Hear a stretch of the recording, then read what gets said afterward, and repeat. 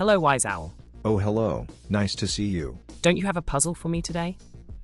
I do have a puzzle for you. Are you ready to solve it? Yes, I'm ready. Ask away, Wise Owl.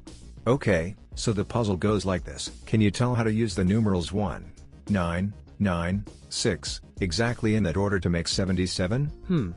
Let me think about how to solve this.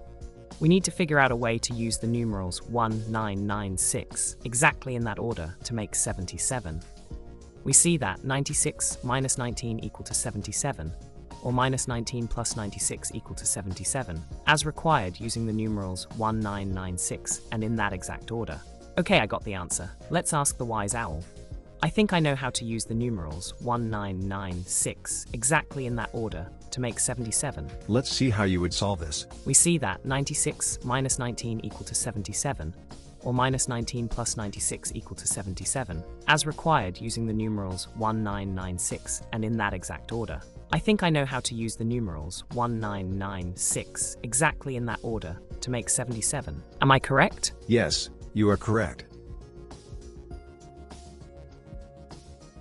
Here's your reward.